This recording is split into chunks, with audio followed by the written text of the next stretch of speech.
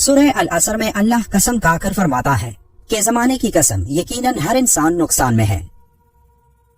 یہ کون سا نقصان ہے جس کے بارے میں اللہ نے زمانے کی قسم کھائی ہے؟ اور یہاں زمانے سے کیا مراد ہے؟ کون سے زمانے کی قسم؟ اثر اصل میں ہے کیا؟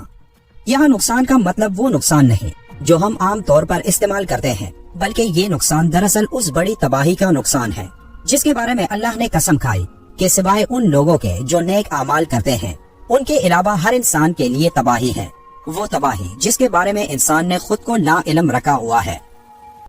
سورہ عصر قرآن مقدس کی ترتیب کے لحاظ سے 103 نمبر سورت ہے۔ یہ نام سورہ کی پہلی آیت کے لفظ العصر سے ماخوذ ہے۔ یہ سورت جامع اور مختصر کلام کا بے مثال نمونہ ہے۔ اس کے اندر چند الفاظ میں معنی کی ایک دنیا بھر دی گئی ہے۔ اس میں بالکل دو ٹوک طریقے سے بتا دیا گیا ہے کہ انسان کی فلاح کا راستہ کون سا ہے اور اس کی تباہی اور بربادی کا راستہ کون سا۔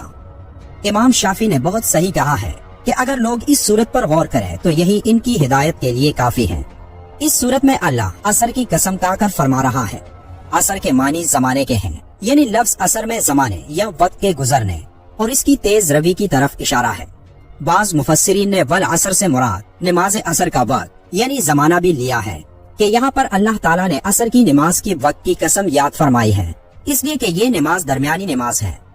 حدیث شریف میں آیا ہے کہ نماز عصر کی فکر کرو کیونکہ یہ بڑی خطرے والی نماز ہے۔ خطرے والی نماز سے مراد یہی ہے کہ یہ دن کی درمیانی نماز ہے، اس لیے اس کے چھوٹنے یا قضا ہونے کا خطرہ زیادہ ہوتا ہے۔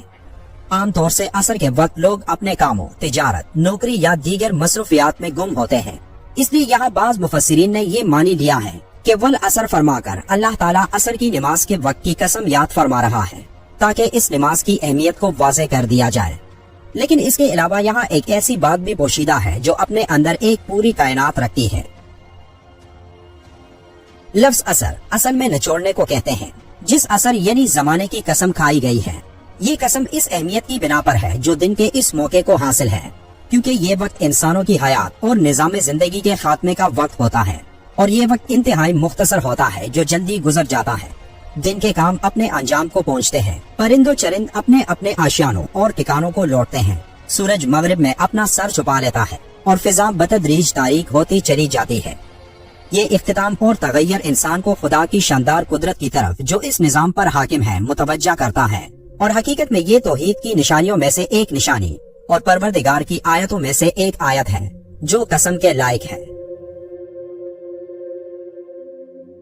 اس سورت کی پہلی آیت میں اللہ انسان کو زمانے یعنی وقت کی اہمیت کا بتا رہا ہے کہ وہ لوگ نقصان میں ہیں جو وقت کو نہیں سمجھتے، کیونکہ وقت ایک ایسی چیز ہے جو گزر جاتی ہے اور واپس نہیں آتی۔ اس تھوڑے سے وقت میں ہمارے پاس بہت مواقع ہوتے ہیں جو ہمیں اللہ کے قریب لا سکتے ہیں، تو یہ قسم ان لوگوں کے لیے ہے جو وقت کے اس موقع کو ضائع کر دیتے ہیں۔ عصر کے زمانے کی قسم بھی اسی لیے ہے کیونکہ عصر کی نماز بھی دن کی آخری نماز ہوتی ہے، جس کے بعد اندھیرا چھا جاتا ہے اور پورے دن میں انسان نے جو کچھ کیا ہوتا ہے وہ واپس نہیں آ سکتا۔ اس کی مثال ایسی ہے جیسے کوئی برف کے ٹکڑے فروخت کرتا ہے جو دن کی روشنی میں تیزی سے پگھلتی ہے، اس لیے اس شخص کی کوشش ہوتی ہے کہ جلد سے جلد اس تمام برف کو فروخت کر کے زیادہ سے زیادہ منافع کمائے، کیونکہ اگر وہ برف فروخت کیے بغیر پگھل گئی تو اس کے پورے دن کی محنت ضائع ہو جائے گی، یعنی عمر کی جو مدت انسان کو دی گئی ہے وہ برف کے گلنے کی طرح تیزی سے گزر رہی ہے۔ اس کو اگر ضائع کیا جائے یا غلط کاموں میں صرف کیا جائے تو یہی انسان کا خسارہ ہے۔ اس صورت میں انسان کا لفظ استعمال ہوا ہے جو واحد ہے، لیکن یہاں اس کا مطلب دنیا کے تمام انسان ہیں، کیونکہ یہ صورت جو بھی پڑھتا ہے وہ یہی سمجھتا ہے کہ اس میں اس کے بارے میں بات ہو رہی ہے۔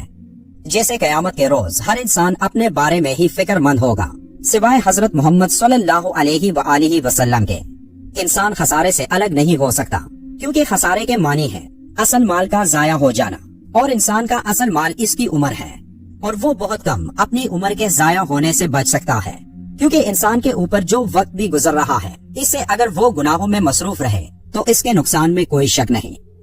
سورہ العصر کی اس آیت میں یہ وارننگ دی گئی ہے کہ ہر انسان اصل میں خسارے اور نقصان میں مبتلا ہے سوائے مومنین اور صالحین کے۔